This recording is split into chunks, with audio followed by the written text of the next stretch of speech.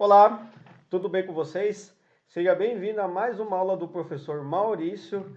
Não esqueça de dar aquela curtida no meu canal, se inscrever lá no canal, que já está disponível no YouTube, ou me acompanhar no Instagram. Vocês podem me adicionar também no Instagram. Quem já é meu seguidor no Instagram é só ir curtindo as postagens, tá bom, gente? E hoje a gente vai falar sobre a América, na verdade a continuação sobre o continente americano.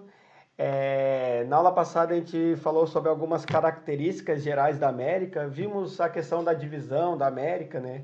Que a América tem duas divisões, que é a divisão geográfica, que é a gente separa a América, a América do Norte, a América Central e a América do Sul, e tem aquela divisão que eu particularmente eu gosto de trabalhar bastante, que daí envolve os aspectos culturais, que é a questão da língua, e também a questão econômica, que aí é a América anglo-saxônica e a América Latina.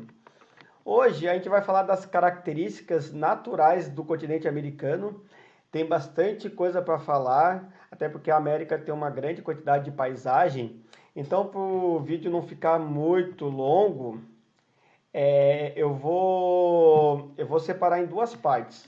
Eu vou falar primeiro sobre o relevo e a hidrografia, e aí na outra parte, que vai ser o outro vídeo, eu vou falar sobre o clima e a vegetação, tá bom? Senão o vídeo vai ficar muito longo, vocês vão ficar cansados, enfim. Então, espero que vocês possam acompanhar bem. Tem bastante coisa para falar, tá bom, gente? Bom, vamos falar algumas questões aqui que eu acho que é interessante. Como eu falei, né, a América é um continente muito grande, isso eu falei na aula passada, e ele já é o segundo maior continente do planeta. Inclusive, ele é muito extenso no sentido norte e sul. Então, a América fica, por exemplo, é banhada pela linha do Equador, né? Banhada não, perdão. Ela é cortada pela linha do Equador, Trópico de Câncer, Trópico de Capricórnio e o Círculo Polar Ártico. Então, tem uma grande variedade de clima e, consequentemente, também de paisagens, de vegetações. E o relevo também não é muito diferente, não. A América tem uma grande variedade de relevo. Inclusive, para a gente iniciar o assunto sobre o relevo da América, geralmente quando a gente fala em relevo da América, se fala muito sobre a Cordilheira dos Andes, certo? Principalmente quando os times brasileiros vão jogar Libertadores, eles costumam muito reclamar da altitude, né, em alguns países como Bolívia, Equador, Colômbia, enfim. Então, a Cordilheira dos Andes ela é uma das maiores cadeias de montanha do mundo. Na verdade, está entre as mais extensas. Na verdade, a América, toda essa parte que fica na vertente do Pacífico, envolve uma grande cadeia de montanha. Aí ela vai mudando de nome, mas ela é uma grande cadeia de montanha que se formou a partir de encontros de placas tectônicas. Tanto é que essa região próxima aos Andes e próxima ao Pacífico é uma região que está muito sujeito a terremotos, a vulcões, né?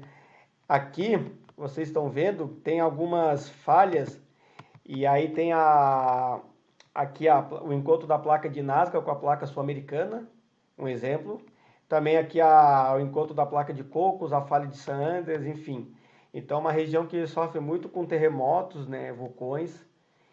E vou mostrar aqui o outro mapa. Esse mapa ele aborda, na verdade, as altitudes, né? Que é o mapa de relevo e hipossometria.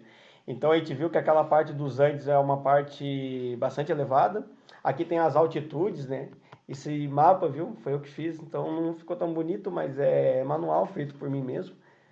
Feito com bastante carinho, demorou um pouquinho, mas que vale a intenção.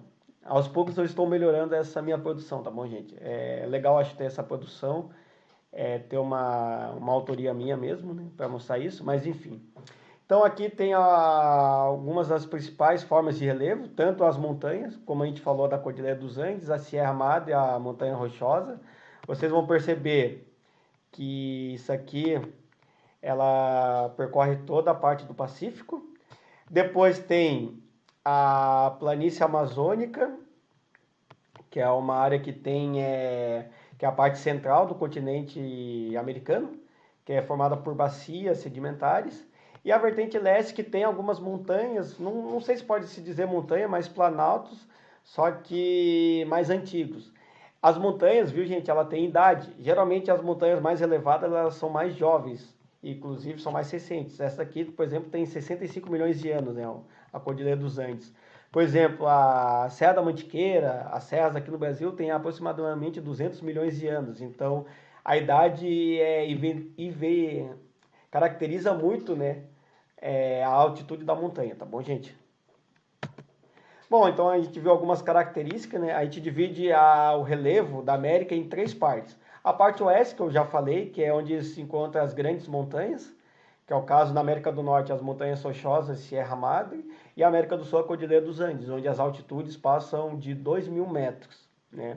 Vou dar exemplo, os times brasileiros quando vão jogar em La Paz, La Paz tem 3.600 metros de altitude, Quito, no Equador, tem 2.800 metros de altitude, então ele sente muito o efeito da altitude, a falta de ar, a bola corre mais rápido, enfim. Lógico que às vezes é desculpa, né, quando o time é ruim, né, mas querendo ou não, influencia um pouco. Na parte central da América, onde estão as planícies, né, e também onde encontra boa parte dos rios, isso aí a gente vai falar quando a gente for falar em hidrografia, onde está a planície amazônica. Na América do Norte tem a Grande Planície Central, também tem um Pantanal, a Planície Platina, onde está a região dos Pampas, ali na Argentina, Uruguai. E no leste tem os planaltos de idade geológica mais antigo, que não chega a 2.000 metros. Na América do Norte tem um monte de Apalaches. Na América do Sul a gente pode destacar o Planalto Brasileiro, que aí se divide em vários outros planaltos. Daí tem um Planalto Meridional, Planalto Central, Planalto Atlântico, algumas serras. E o Planalto das Guianas, onde está o Pico da Neblina, que é a maior montanha do Brasil.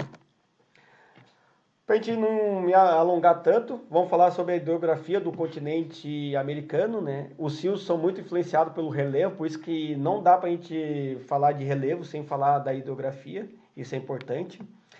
Na América ele é dividido em 4 partes, né? Essas vertentes de rios, onde estão as bacias.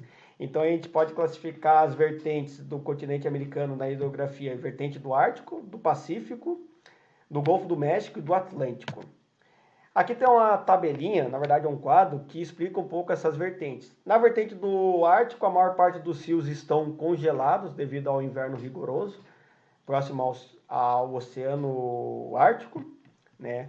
A vertente do Pacífico também não é muito extensa, e aí são rios que nascem nas grandes montanhas, né, e desagam para a região do Pacífico, são rios curtos, eles são bastante aproveitados para a produção de energia elétrica, né? Isso eu acabei esquecendo de falar, os rios que estão em altitudes elevadas, geralmente eles usam para a produção de energia elétrica, e os rios que estão em planície, em áreas mais baixas, eles utilizam para navegação, escoamento da produção, enfim.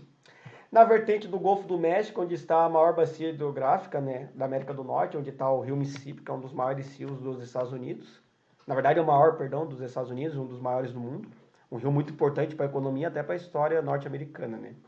E na vertente do Atlântico, talvez seja a maior vertente, onde está os grandes rios, não só da América, mas até mesmo do mundo, como é o rio Amazonas, onde está a bacia amazônica, que é a maior bacia hidrográfica do mundo.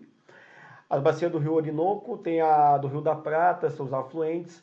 Então as grandes bacias hidrográficas da América estão nessa região do Atlântico, né? E o rio Amazonas, né, que tem aquela controvérsia se é ou não é o maior rio. Alguns consideram o rio Amazonas o maior, outros consideram o rio Nilo. O rio Amazonas é o maior em volume d'água, né, nasce na Cordilheira dos Andes. A América também tem uma característica própria, que tem uma grande variedade de lagos, né? O Canadá, por exemplo, é um país que tem muitos lagos devido à glaciação, né, devido ao inverno rigoroso, que são lagos de origem glacial. Aí tem uma região do Canadá, os Estados Unidos, é uma região que tem grandes lagos, inclusive grandes cidades dessa região se encontram nessa área de lagos. Por exemplo, Chicago, Detroit, Toronto.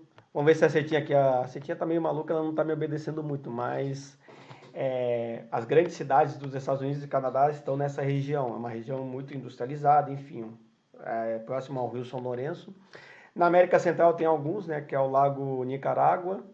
Aqui é uma foto do lago da Nicarágua, um lago bastante montanhoso. E na América do Sul tem o Lago Titicacá, que fica na Cordilheira dos Andes. É um lago bem tradicional, um lago que está numa região bastante elevada, tá bom, gente? Então essa parte é importante também destacar dos lagos. E a gente não pode, antes de terminar sobre a hidrografia, não podemos deixar de falar sobre os aquíferos, que são as águas subterrâneas. Na verdade, a maior parte das águas doces no planeta, que já é escassa, ou estão em geleiras, na verdade a maior parte em geleiras, e depois vem os aquíferos, né? Os aquíferos são reservatórios de águas subterrâneas, eles se formam a partir das chuvas, né? E aí o que acontece? Os poros das rochas e as raízes das árvores absorvem essa água da chuva, por isso que é importante preservar esses mananciais, viu, gente? E inclusive preservar as árvores, né? A questão do desmatamento pode afetar bastante, né, esse regime pluviométrico, o regime dos reservatórios, né. O Brasil é um país que tem dois dos maiores aquíferos do mundo, né, tem o Alto do Chão, que é considerado o maior do mundo em termos de capacidade, embora não seja tão grande em tamanho, né, fica ali na região amazônica. O aquífero Guarani, que é o segundo maior em capacidade, mas ele é o maior em termos de extensão, que abrange águas não só do Brasil, mas também da Argentina, Uruguai e Paraguai. Então são os dois aquíferos são muito importantes, né? Tá bom? Para a questão da utilização dos recursos hídricos. Bom, gente, o próximo conteúdo eu vou falar sobre clima e vegetação. Então eu vou parar por aqui, tá bom? Espero que vocês tenham gostado do vídeo. Eu acho que o vídeo ficou um pouco longo. E na próxima aula a gente fala então sobre o clima e a vegetação da América, que tem bastante coisa para falar, tá bom, gente? Espero que vocês tenham gostado. E não deixe de dar aquele like no vídeo e se inscrever. E no mais a gente se fala, tá bom? Boa semana para vocês e fiquem bem.